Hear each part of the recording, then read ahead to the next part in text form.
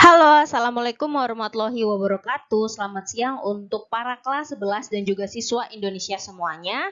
Kali ini Ibu akan menjelaskan tentang larutan penyangga atau kita juga bisa menyebutnya larutan buffer. Gitu ya. Silakan disimak, siapkan alat tulis untuk merangkumnya dan juga mencatatnya. Oke, pertama, apa sih sebenarnya larutan penyangga itu? Jadi kita bisa bilangnya penyangga aja ya biar lebih mudah. Jadi apa itu larutan penyangga?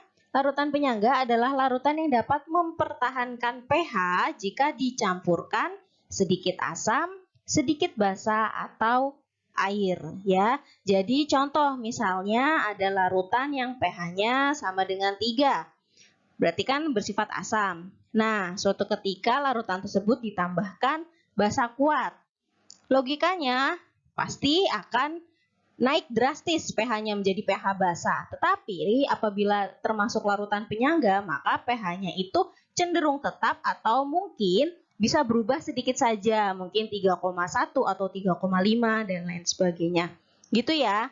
Jadi ingat larutan penyangga itu pH yang cenderung tetap ya apabila dimasukkan sedikit asam, sedikit basa ataupun air, ataupun apabila berubah itu tidak berubah drastis. Seperti itu.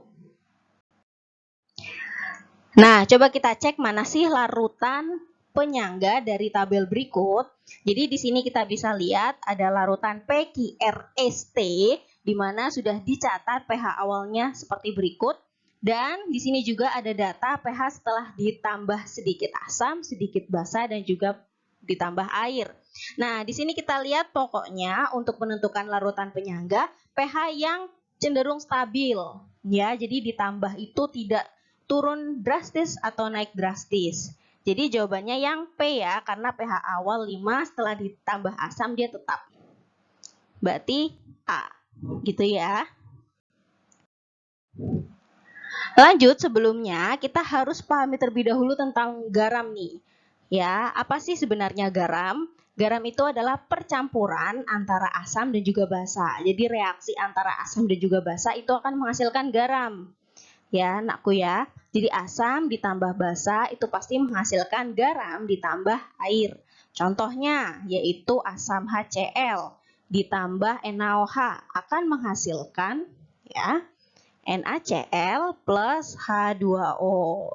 Ya, di sini NaCl garam yang terbentuk dari asam kuat HCl dan juga NaOH-nya berarti basa kuat. Nah, untuk siswa-siswa yang belum paham tentang apa sih asam kuat, basa kuat, bisa langsung klik link deskripsi ya. Di situ ada link tentang hafalan asam kuat, basa kuat, asam lemah dan juga basa lemah itu harus dihafalkan biar tahu ya.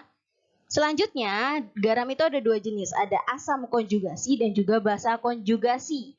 Nah, untuk asam konjugasi ini terdiri dari asam kuat bereaksi dengan basa lemah. Contohnya yaitu NH4Cl. Nah, NH4Cl ini awalnya itu terbentuk dari NH4OH, basa lemah ya, dengan HCl, asam kuat, seperti itu. Jadi ini garam yang termasuk asam konjugasi. Begitu sebaliknya, basa konjugasi yaitu basa kuat dengan asam lemah. Contohnya apa? Contohnya CH3COONA, berarti dia terbentuk dari basa kuatnya NaOH, asam lemahnya CH3COOH. Jadi dia ini garam yang termasuk basa konjugasi. Seperti itu. Ya. Jadi untuk memahami tentang garam, kalian harus paham terlebih dahulu nih tentang asam kuat, basa kuat, asam lemah, basa lemah, semua ada di link deskripsi. Silakan cek di link deskripsi ya. Oke, selanjutnya, jadi larutan penyangga ini dibagi menjadi dua, ya nak ya, yaitu penyangga asam dan juga penyangga basa. Berarti penyangga asam itu bersifat asam, ya, sedangkan penyangga basa bersifat basa. Pertama, jadi dalam membuat larutan penyangga, kita juga ada dua cara nih. Pertama, cara langsung, ya, jadi cara langsung itu sudah tersedia asam lemah ditambah basa konjugasi. Contohnya, misalnya CH3COOH ditambah dengan CH3COONA. Nah, dia sudah menjadi larutan penyangga asam. Tinggal langsung kita cari pH-nya dengan rumus seperti itu. Jadi dia sudah langsung jadi larutan penyangga. Sedangkan untuk cara tidak langsung, kita harus mereaksikannya terlebih dahulu, ya. Reaksikan dulu. Jadi di sini ada asam lemah ditambah basa kuat. Nanti apabila terdapat sisa asam lemah, maka termasuk penyangga asam. Ya, jadi harus direaksikan dulu nih asam lemah ditambah basa kuat. Untuk caranya nanti ada di latihan soal. Jadi silahkan tonton terus video belajar ini ya. Lanjut. Untuk penyangga basa berarti kebalikannya. Ada dua juga, ada cara langsung dan juga cara tidak langsung. Untuk cara langsung berarti basa lemah ditambah dengan asam konjugasinya, ya. Di sini pokoknya kalau asam lemah plus basa konjugasi atau basa lemah plus asam konjugasi pasti ada unsur yang samanya. Contohnya ini, CH3COH ditambah CH3COONA. Berarti kalau penyangga basa contoh NH4OH ditambah NH4Cl, seperti itu. Ini NH4-nya ada unsur yang sama, seperti itu ya. Itu cara langsung otomatis kita harus cari pH, jadi langsung cari pH ya. Sedangkan kalau cara tidak langsung sama seperti tadi harus direaksikan terlebih dahulu. Direaksikan dulu ya, jadi basa lemah ditambah asam kuat nanti direaksikan dengan mula-mula reaksi sisa. Nah, jika ada sisa basa lemah, maka termasuk penyangga basa. Ya. Jadi nanti ada latihan soalnya, ada contoh soalnya. Silakan disimak sampai akhir. Diingat-ingat ya untuk penyangga asam dan juga penyangga basa. Nah, selanjutnya yaitu rumusnya terlebih dahulu. Jadi untuk rumus penyangga asam, yaitu karena asam otomatis kita berasal dari H+. H+ sama dengan Ka kali mol asam lemah dibagi mol basa konjugasi. Untuk nilai Ka itu sudah ada di soal, biasanya sudah diketahui. Ya, jadi kalau untuk menentukan pH-nya, kita tinggal seperti biasa pH sama dengan min log H+, seperti itu ya. Selanjutnya yaitu rumus penyangga basa. Nah, kalau rumus penyangga basa ini berarti dia berawal dari OH- karena basa. Jadi OH- sama dengan Kb, ya karena basa berarti Kb kali mol basa lemah dibagi mol asam konjugasi. Sama seperti biasa untuk menentukan pH-nya, kita bisa mencari pOH terlebih dahulu, yaitu min log OH-. Lalu pH sama dengan 14 dikurangi pOH. Jangan lupa pembelajaran yang lalu ya, ini untuk menentukan pH. Sama, kita tinggal menentukan H+ sama OH- saja. Seperti itu, paham ya? Oke, selanjutnya yaitu contoh soal. Jadi contoh soal pertama yaitu contoh soal cara langsung. Entah itu penyangga asam ataupun penyangga basa, caranya sama ya untuk cara langsung. Jadi kita harus menentukan terlebih dahulu nih, dia termasuk penyangga asam atau penyangga basa. Di sini ada 10 milimol HCN ditambah 5 milimol NaCN. Kita ingat HCN itu adalah asam lemah ya. Sedangkan NaCN adalah basa konjugasi karena dia terdiri dari basa kuat NaOH dan juga asam lemahnya HCN. Seperti itu ya, berarti dia termasuk penyangga asam. Terus kita bisa lihat di sini karena dia terbentuk dari asam lemah ketemu basa konjugasi, berarti cara langsung dong.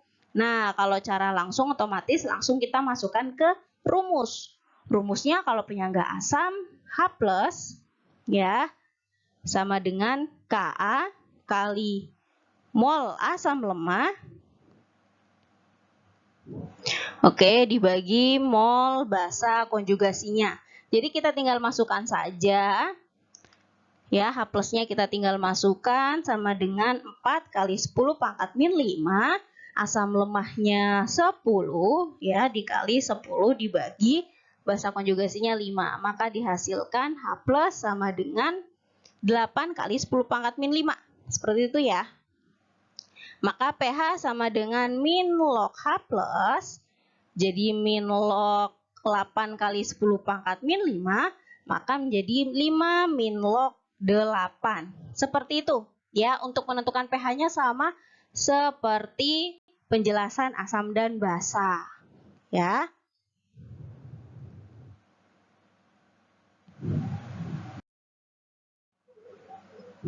Lanjut untuk cara tidak langsung, ya sama seperti tadi, kita harus menentukan terlebih dahulu dia itu penyangga asam atau penyangga basa. Tapi ingat ya, kalau cara tidak langsung itu harus direaksikan terlebih dahulu. Reaksikan dulu. Kita bisa menentukan dia penyangga asam atau penyangga basa bisa dari awal sih. Jadi di sini kan ada NH3, ada basa lemah, ya. Ketemu dengan asam kuat. Nah, berarti kira-kira dia termasuk penyangga apa? Ya, dia termasuk penyangga basa ya. Karena ada basa lemahnya. Oke, tapi sebelumnya kita harus reaksikan terlebih dahulu. Caranya seperti apa? NH3 ditambah HCl itu akan menjadi NH4Cl. Jadi kita harus mereaksikan terlebih dahulu. Insya Allah di soal-soal ibu itu sudah ada reaksinya ya. Jadi kalian tinggal menuliskan mula-mula reaksi sisa. Ingat-ingat ya, MRS itu mula-mula reaksi sisa. Ibu tulis deh, mula-mula reaksi terus sisa. Oke. Nah, di sini NH3-nya 20 milimol. Mula-mulanya 20 milimol kita tulis. HCl-nya mula-mulanya juga 10 milimol. Nah, untuk NH4Cl, jadi produk di awal itu belum ada, kita tinggal stripkan. Lanjut, di sini kita lihat pada saat bereaksi antara 20 milimol sama 10 milimol mana nih yang lebih cepat bereaksi atau yang lebih habis duluan.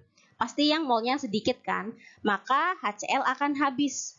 Ya, kalau di sini habis ya, di sisanya habis, jadi di sini yang bereaksi 10 milimol dong. Ya, karena di sini semua koefisiennya satu semua sama ya, maka 10 milimol semuanya nih kita bisa tuliskan. Oke, maka mula-mulanya 20 yang bereaksi 10, jadi sisanya ya 10 milimol kan. Terus di sini 10 milimol juga. Nah, jadi di sini kita sudah mendapatkan basa lemah ya, sisa basa lemah.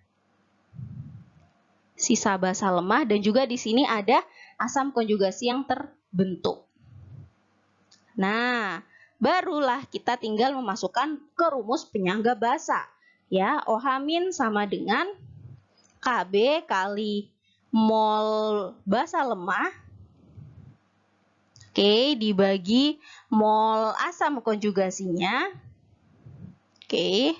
Nah, OH- sama dengan Kb-nya kita tinggal masukkan 10 pangkat min 5 ya. Dikali mol basa lemahnya 10 milimol. Asam konjugasinya 10 milimol. Kita tinggal coret aja, coret-coret. Jadi OH-nya 10 pangkat min 5. Ingat kalau OH- ke POH dulu mampirnya.